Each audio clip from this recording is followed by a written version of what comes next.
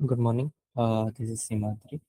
सो आज हम क्या करेंगे, आज हम एक सिंपल सा प्रोजेक्ट डिजाइन किए हैं बैक आपका रिएक्ट और एक्सप्रेस को यूज करके। तो पहले हम क्या करते हैं, बेसिकली पहले अगर हम कोई प्रोजेक्ट बनाएंगे तो पहले उसका हम टेबल बनाएंगे। तो टेबल हम क्रिएट किए हैं बैकएंड में। बैकएंड में अगर हम जाएंगे, हम एक फोल्डर बनाया है जिसका नाम है कंट्रोलर। कंट्रोलर के अंदर एक आपका फाइल है जिसका नाम है इनिट डीबी। इनिट डीबी में क्या होता है, बेसिकली इनिट डीबी हमें हेल्प करता है हमें एक टेबल क्रिएट करने में। तो हम ये टेबल क्रिएट किए हैं यूजर्स न्यू नाम का। ठीक है, तो हम बेसिकली क्या हुआ, हमारे डेटाबेस में एक यूजर्स न्यू नाम का एक टेबल क्रिएट हो गया जिसमें आपका ID, user name, registration number, password, email और एज को हमने एज ए वेरिएबल डिक्लेयर किया है। तो उसके अंदर हम क्या किए हैं, हम दो चीज यूज किए हैं, मतलब दो को एज ए प्राइमरी की यूज किए हैं, जो कि है आईडी और रजिस्ट्रेशन नंबर। आईडी और रजिस्ट्रेशन नंबर को हम प्राइमरी की इसलिए किए हैं क्योंकि ये दोनों चीज कभी भी मतलब रिपीट नहीं होते। मतलब नाम तो किसी का भी अलग अलग हो सकता है, पासवर्ड भी सेम हो सकता है, ईमेल भी सेम हो सकता है, पर रजिस्ट्रेशन नंबर और आईडी कभी भी सेम नहीं हो सकता।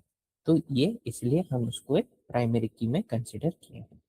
तो बेसिकली अगर हम ये कोड को रन करेंगे तो हमारा क्या होगा, हमारा ये एक आपका टेबल क्रिएट कर देगा। किधर कर देगा, वो पीजी एडमिन में आपका एक टेबल क्रिएट हो जाएगा। तो इसके लिए हम क्या करेंगे, पहले हम इसके अंदर आएंगे सीडी बैकएंड। फिर हम क्या करेंगे, अगर npm स्टार्ट दबाएंगे तो बेसिकली वो हमें एक मैसेज देगा कि सर्वर रनिंग हो रहा है और हमारा क्या हुआ, मतलब successfully connected to the database, database के साथ कनेक्ट हो गया है और हमारा टेबल है जो क्रिएट हो गया। देखिए वो मैसेज हम इधर पास कर रहे हैं कि जब हमारा टेबल बन जाए तो हम ये मैसेज हमें आए कि टेबल बन गया। सेकेंडली सेकेंडली हम जाएंगे कि आ, हम उसका कनेक्शन बिल्ड करेंगे। तो कनेक्शन कैसे बिल्ड करेंगे, बेसिकली हम ये कनेक्शन जो कर रहे हैं वो हम कर रहे हैं, इसको हम अपने जो टेबल से उसके साथ कनेक्शन ये बिल्ड कर रहे हैं। तो बेसिकली क्या कर रहा है, ये हमारे डाटाबेस को कनेक्ट कर रहा है। तो अगर हम क्या करेगा, हमारे डाटाबेस के साथ इसको कनेक्ट करेगा। तो अगर हम रन किए, जो npm स्टार्ट हम किए, तो वो क्या किया, अपने डाटाबेस के साथ हमारा कनेक्शन सक्सेसफुल हो गया।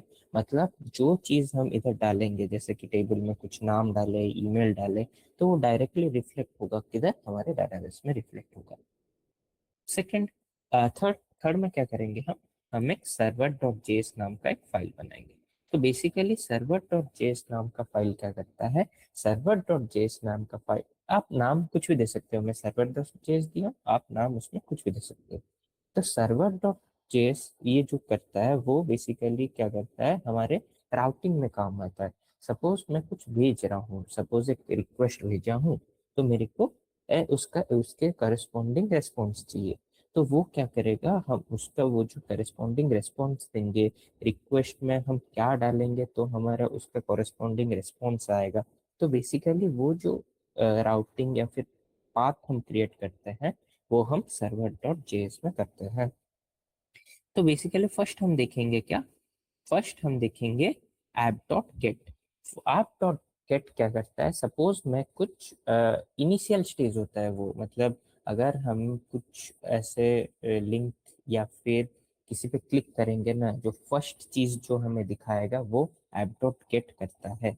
मतलब हम उसको बोल सकते हैं, क्या बोल सकते हैं,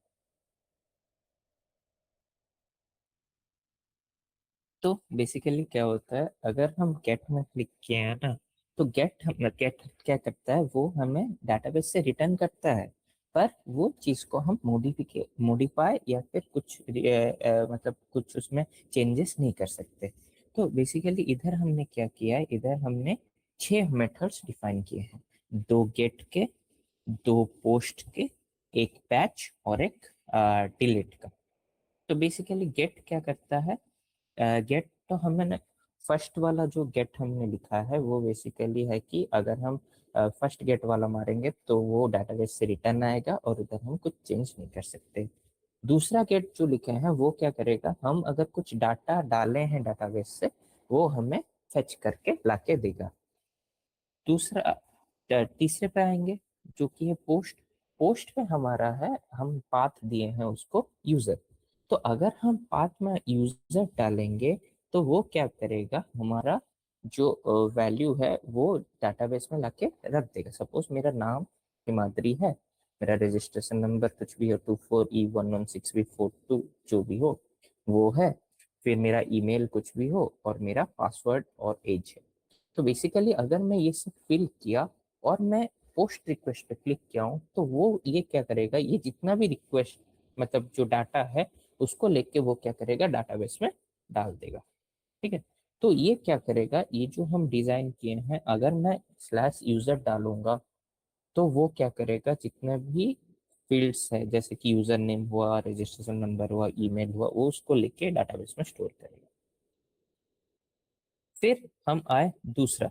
दूसरा लॉगिन क्या करेगा, सपोज पोस्ट स्लैश लॉगिन किए तो वो क्या लेगा, हमारा यूजर नेम और पासवर्ड लेगा और वो चेक करेगा कि ये पहले से प्रेजेंट है कि नहीं। अगर ये प्रेजेंट है तो हमें वो लॉगिन कराएगा, मतलब वो डिटेल्स हमें रिटर्न कराएगा। अगर वो नहीं है तो वो फेल्ड मैसेज दे देगा। फिर आए हमारा पैच। पैच बेसिकली क्या करता है, पैच बेसिकली कुछ मॉडिफिकेशन के लिए हम पैच यूज करते हैं। जैसे कि हम इधर दिए हैं राउटिंग उसका स्लैश प्रोफाइल। तो अगर हम क्या करेंगे, कुछ मॉडिफिकेशन करना है, सपोज मैं दिया कि मेरा ये ईमेल है और ये पासवर्ड है, तो मेरे को क्या चाहिए, मेरा को नया ईमेल पासवर्ड और एज नया देना है और एग्जिस्टिंग आपका ईमेल और पासवर्ड आपके पास है। तो आप क्या करोगे, अपना एग्जिस्टिंग ईमेल और पासवर्ड पास करोगे और नया ईमेल पासवर्ड, अगर एज आपको चाहिए चेंज होने के लिए तो एज पास करोगे। तो वो क्या करेगा, आपका जो पहले से जो डाटा था उसको चेंज करके नया डाटा डाल देगा। ठीक है। तो मॉडिफाई करने के लिए हम पैच मेथड का यूज करते हैं। फिर आया आपका डिलीट। डिलीट बेसिकली क्या करता है, अगर हम टेबल से कुछ चीज को डिलीट करना चाहते हैं तो हम डिलीट मेथड का यूज करेंगे। तो इधर हम क्या किए हैं, डिलीट में जो हम यूज किए हैं ना पैरामीटर, इसके बेसिस में वो डिलीट करेगा, वो हम रजिस्ट्रेशन नंबर यूज किए हैं। क्योंकि हम देखेंगे तो रजिस्ट्रेशन नंबर यूनिक होता है, मतलब हर बच्चे का रजिस्ट्रेशन नंबर सेम नहीं हो सकता। सबका अलग अलग रजिस्ट्रेशन नंबर होगा, पर नाम सेम हो सकता है, ईमेल सेम हो सकता है, पासवर्ड भी सेम हो सकता है, एज भी सेम हो सकता है। तो एक फैक्टर जो कि अलग देगा सबको वो है आपका रजिस्ट्रेशन नंबर, जो कि आपको यूनिकली आइडेंटिफाई करेगा। फिर हम ये बैकएंड का बेसिकली ये सर्वर डॉट जेएस का आपका टोटल राउटिंग से लेके आपका कैसा मेथड आएगा, कैसे इधर हम पोस्ट करेंगे, कैसे डिटेल हमें मिलेगा डाटाबेस से, वो हो गया। तो अब हम इसका वर्किंग देखेंगे, मतलब कैसे हम ये सब करेंगे। तो बेसिकली इधर हम जाएंगे थंडर में, तो हम एक नया रिक्वेस्ट बनाएंगे। तो इधर बेसिकली क्या देना होता है, हमें अपना लोकल होस्ट का नाम देना होता है जो कि है, मतलब होस्ट का नाम देना होता है जो कि है हमारा लोकल होस्ट कोलन। हम कौन सा पोर्ट यूज कर रहे हैं, तो इधर हम 8000 पोर्ट यूज कर रहे हैं। और हम देखे थे कि अगर स्लैश खाली डालूंगा तो वो हमें देगा कि, मतलब क्या वो जो देगा उसको हम चेंजेस नहीं कर सकते, मॉडिफाई नहीं कर सकते, वो डाटाबेस में जो है वो लाके दे देगा। तो इनिशियली तो कुछ डाटाबेस में नहीं है, तो वो क्या देगा, स्टेटस सक्सेस मैसेज आपका क्या, welcome to the user management API. तो उसके बाद क्या करेंगे, हम दूसरा गेट मेथड जो देखे थे जो कि था यूजर। ठीक है। वो क्या करेगा, अगर इसमें कुछ एग्जिस्टिंग टेबल है, मतलब टेबल में अगर कुछ एग्जिस्टिंग डाटा है वो फेच करके हमें देगा। तो अगर मैं इधर सेंड किया तो हम देख सकते हैं इधर एक एग्जिस्टिंग डाटा है, तो वो क्या किया, इसको फेच करके हमें दिया। ठीक है। तो तीसरा हम जाएंगे पोस्ट की तरफ। पोस्ट में क्या करते हैं, इधर हम यूजर्स को मतलब ये जो ऊपर लिख रहा हूँ मैं, local host colon 8000 slash user users या फिर खाली स्लैश, ये बेसिकली हम डिफाइन किए हैं हमारे राउटिंग पे। तो राउटिंग पे जो हम लोग डिफाइन किए हैं, उसी के थ्रू ही हम वो टास्क परफॉर्म कर सकते हैं। सपोज हम पोस्ट के लिए यूजर डिफाइन किए हैं, तो यूजर से ही हम पोस्ट कर सकते हैं। अगर मैं कुछ और डालूंगा तो पोस्ट नहीं होगा। तो अगर मैं यूजर डालूं, और बेसिकली क्या होता है, इधर बॉडी जाना होता है और इधर पॉज।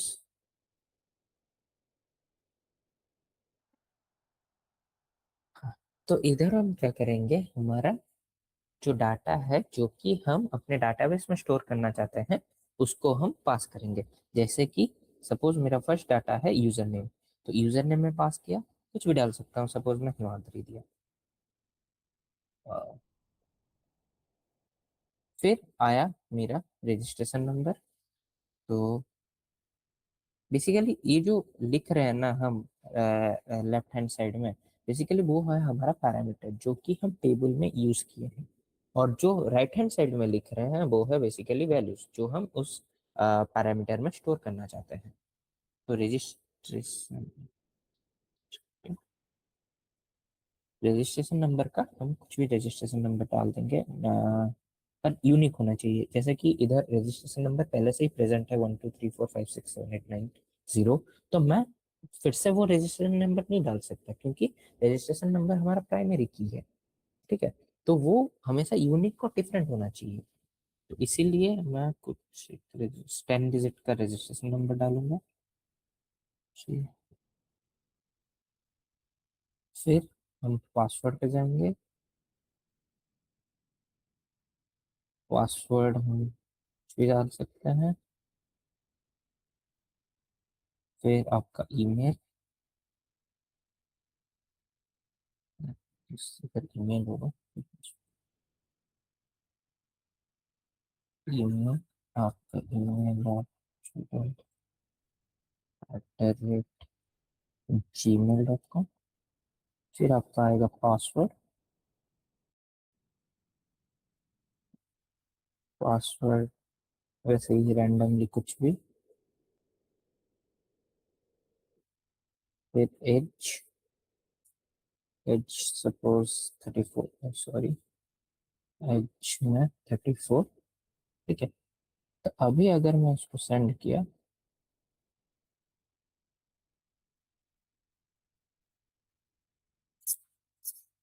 क्या किए अभी, गेट, और गेट में हम क्या करते थे, गेट में डाटा लाता था हमारे डाटाबेस से। तो अब हम क्या करेंगे, पोस्ट करेंगे। पोस्ट बेसिकली क्या होता है, पोस्ट बेसिकली वो होता है कि अगर हम क्रिएट कर रहे हैं डाटा को, हम डालेंगे हमारे डाटाबेस में। तो पहले उसका हम क्या लिखेंगे, आपका रूट लिखेंगे।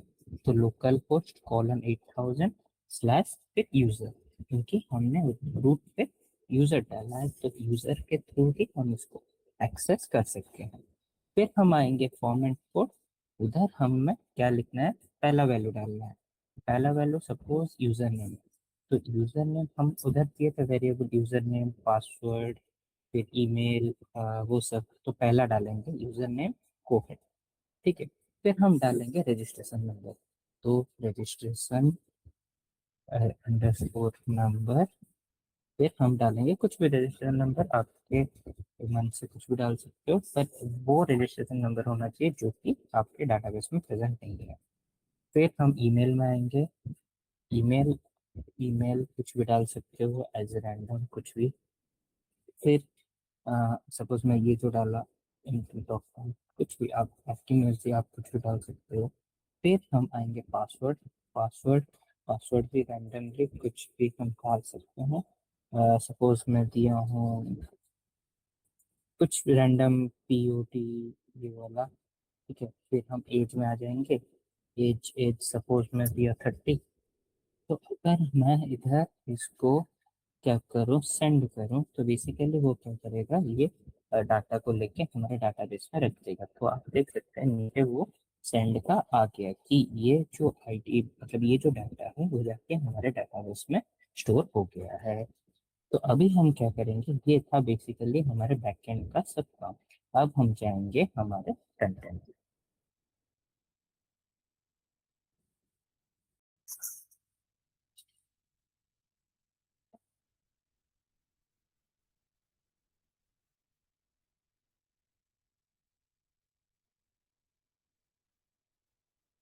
सो बेसिकली अभी हमारा बैकएंड खत्म हुआ, तो हम जाएंगे अभी इसके फ्रंट एंड पार्ट में। तो फ्रंट एंड पार्ट में क्या देखे हैं, फ्रंट एंड पार्ट में बेसिकली मैं पहले से ही मेरा सब डिपेंडेंसी वो सब इंस्टॉल कर दिया हूँ।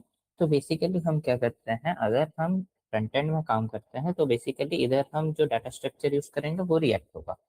तो रिएक्ट के लिए हम वाइट का यूज करेंगे, जो कि हमें पहले से ही सब चीज प्रोवाइड करके देगा।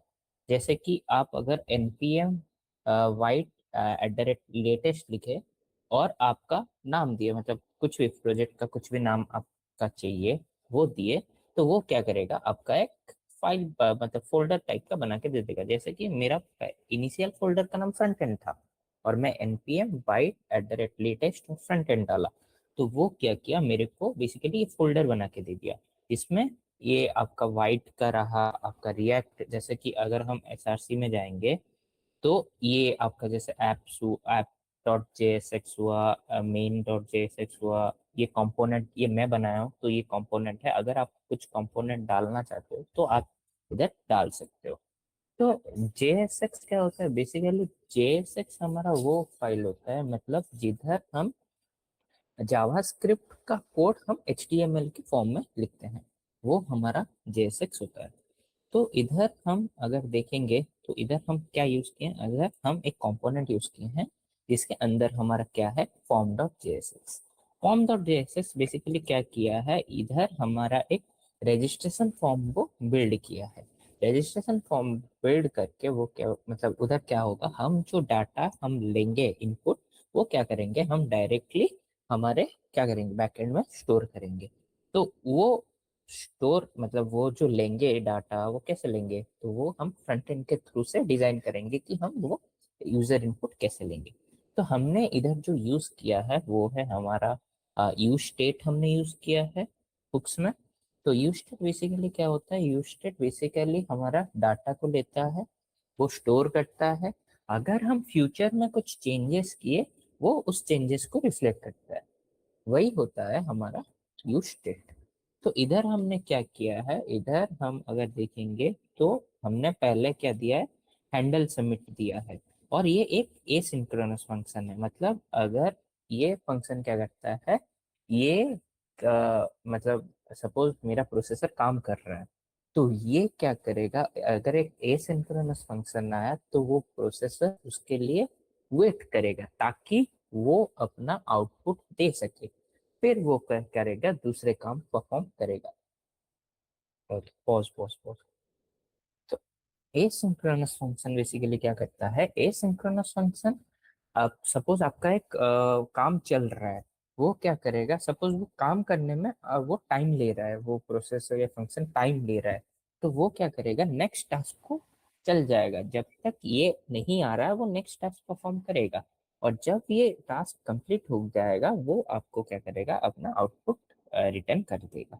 बट अगर हम एवेट यूज करेंगे, एवेट क्या करता है बेसिकली, एवेट बोलता है कि प्रोसेसर को हमें वो एक एसिंक्रोनस फंक्शन है, हमें उसके लिए रुकना है।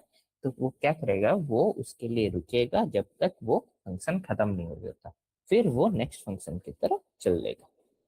तो इधर हम वही एसिंक्रोनस फंक्शन लिए और हम क्या किए हैं, कुछ वेरिएबल लेके उसको डिफाइन किए हैं। जैसे कि हम उधर देखे थे हमारे बैकएंड में, हम क्या टेबल में दिए थे, एक दिए थे नेम दिए थे, रजिस्ट्रेशन नंबर दिए थे, ईमेल दिए थे, पासवर्ड दिए थे और एज दिए थे। तो इधर हम वही दिए कि अगर प्रिवेंट डिफॉल्ट क्या करता है, प्रिवेंट डिफॉल्ट बोलता है कि अगर आप कुछ नहीं डाले हो तो आपका फॉर्म सबमिट नहीं होगा। या फिर प्रिवेंट डिफॉल्ट ऐसे भी हम बोल सकते हैं कि सपोज आप कुछ लिखे हो, ठीक है, जब तक आप चेंज, सपोज सबमिट बटन पे मैं क्लिक किया, तो वो क्या करेगा, वो जो जो चीज आप लिखे हो उसको वो चेंज नहीं कर देगा, मतलब वो गायब नहीं हो जाएगा, वो अपने प्लेस में जैसा था वैसे ही रहेगा। फिर हम आए नीचे जिधर हम अपना सब जो पैरामीटर्स है, तो बेसिकली हम जो पैरामीटर्स डिफाइन किए हैं इधर फ्रंट एंड में, वो है आपका name, registration number, email, password, age, message और पेज। मैसेज और पेज जो हम जो ये जो 5 चीजें वो तो हम बैकएंड में देख लिए। जो मैसेज और पेज है बेसिकली ये हमें रिडायरेक्शन परफॉर्म करने के लिए किए हैं, रिडायरेक्शन जो कि हमें लॉगिन और रजिस्टर के बीच में कराएगा। तो इधर ये सब हम यूस्टेट के मदद से किए हैं। तो अगर हम नीचे आएंगे तो बेसिकली हम देखेंगे कि इधर हम जो ये div बना, बेसिकली आपका जो रिएक्ट होता है वो एक ही div के अंदर बेस्ड होता है। तो हम एक div बनाए, उसके अंदर हम मल्टीपल div बना के उसको परफॉर्म उसका जो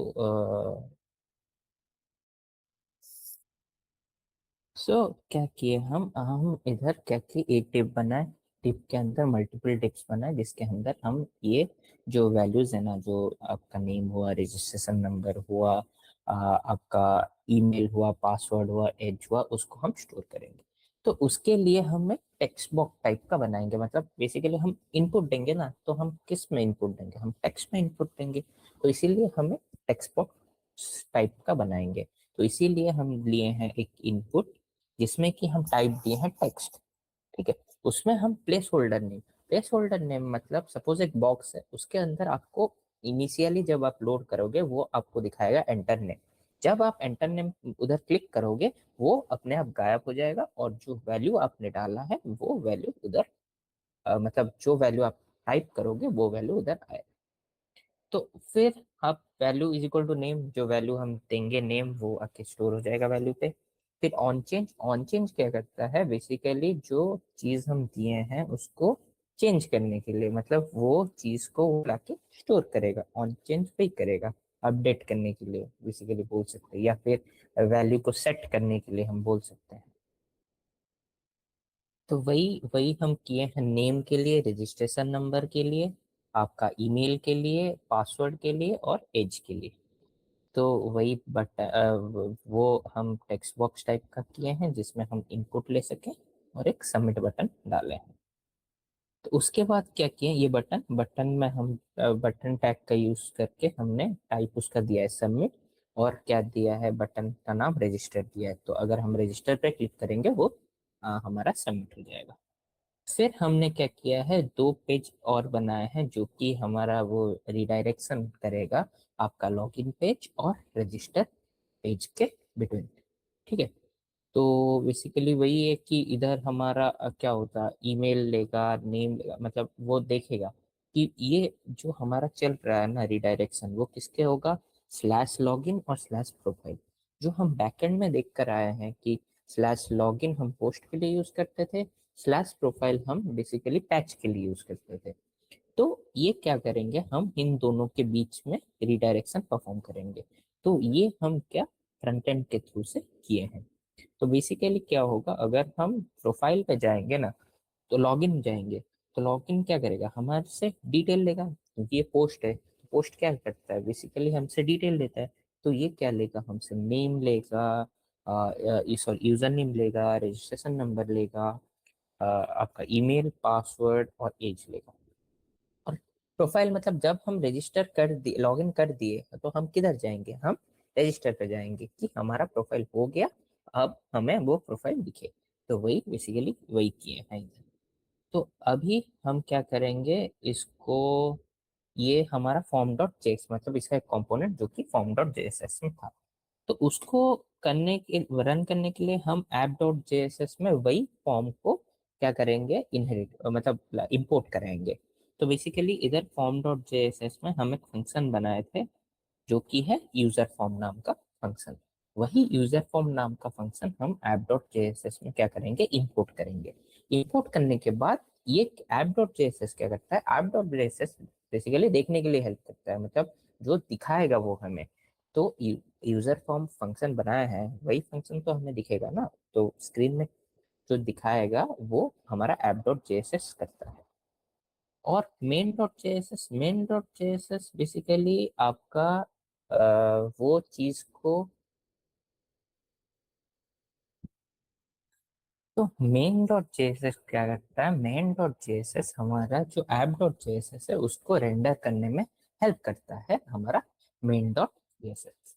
तो बेसिकली ये था हमारा आपका रिएक्ट का फ्रंट एंड का, मतलब बेसिकली हम जो यूजर फॉर्म या फिर यूजर रजिस्ट्रेशन फॉर्म बनाया है उसका सोर्स कोड। तो बेसिकली अब हम क्या करेंगे वो देखेंगे इम्प्लीमेंटेशन कैसे हो। तो बेसिकली क्या करेंगे, हम अभी बैकएंड सर्वर में थे, अब हमें फ्रंट एंड में जाना है। तो सी डी डॉट डॉट, तो सी डी डॉट डॉट क्या करता है, हमारा डायरेक्टरी को चेंज करता है। तो अब हम जाएंगे कौन से डायरेक्टरी में, फ्रंट एंड में जाएंगे। तो फ्रंट एंड के अंदर हमारा और एक फोल्डर है जो कि फ्रंट एंड है, तो अब उसमें जाएंगे सी डी एंड एंड फिर हम क्या करेंगे, हम इधर हमारा सर्वर को स्टार्ट करेंगे। तो इधर सर्वर स्टार्ट करने के लिए हम यूज करते हैं npm run dev। बेसिकली ये वाइट का सर्वर को क्या करता है, हमें रन करके देता है। तो हम क्या करेंगे, ये इसको कॉपी करेंगे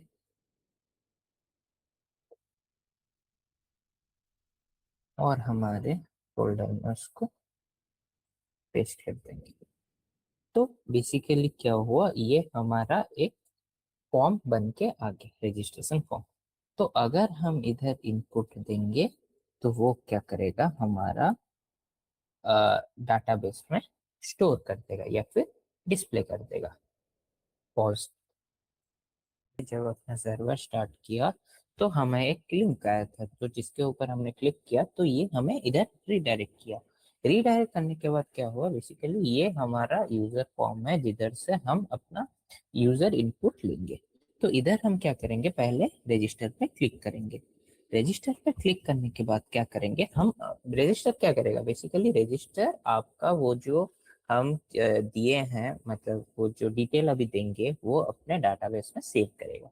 तो पहले डिटेल्स डालते हैं। सपोज मैं डाला मेरा नाम, नाम आप कुछ भी डाल सकते हो, मैं मेरा नाम डाल दिया हूँ Himadri. Registration number, registration number कुछ भी डाल दो, पर आपको मेक श्योर करना है कि वो रजिस्ट्रेशन नंबर ना डालो जो कि डाटाबेस में पहले से प्रेजेंट हो। ईमेल, ईमेल आप कुछ भी डाल सकते हो। तो ईमेल आपका कुछ भी, सपोज abcde@gmail.com, कुछ भी। फिर पासवर्ड, पासवर्ड अपने हिसाब से आप कुछ भी डाल सकते हो। तो पासवर्ड आपका कुछ भी। फिर एज, एज आप डाल दो कोई 40, सपोज 40 एज डाल दिया और मैं सबमिट पे क्लिक करूंगा। तो सबमिट पे क्लिक किया तो हमें एक मैसेज आ गया कि रजिस्ट्रेशन सक्सेसफुल। तो बेसिकली क्या हुआ, हमारा जो डाटा हम अभी लिए हैं यूजर इनपुट, वो बेसिकली हमारे डाटाबेस में जाके स्टोर हो चुका है। तो बेसिकली ये ही था जो कि हम फ्रंट एंड से अभी किए हैं। अब हम हम समझते हैं एक्चुअली ये हुआ कैसे।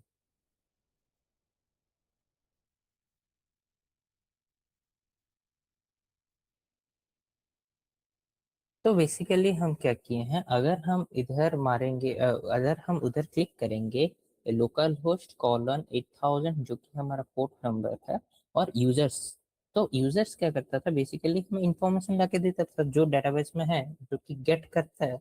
तो बेसिकली क्या होगा, तो हमें वो दे देगा जो कि हम अभी फ्रंट एंड से किए। जैसे कि आप देख सकते हैं, मैं मेरा ID 6, यूजर नेम है हिमाद्री जो कि मैं डाला था उधर, रजिस्ट्रेशन नंबर जो रैंडम था कुछ, पासवर्ड भी कुछ रैंडम था, ईमेल AVGF वो भी एक रैंडम होगा, रैंडम है, और एज आपका 40। तो बेसिकली वो क्या किया, वो लाके हमारे डाटाबेस में लाके स्टोर कर दिया। तो बेसिकली अभी हम देखेंगे ये जो चीज हुआ, जो कि फ्रंट एंड में हम इंफॉर्मेशन लिए और वो बैकएंड में लाके स्टोर किया, वो कैसे हुआ वो हम अभी देखेंगे।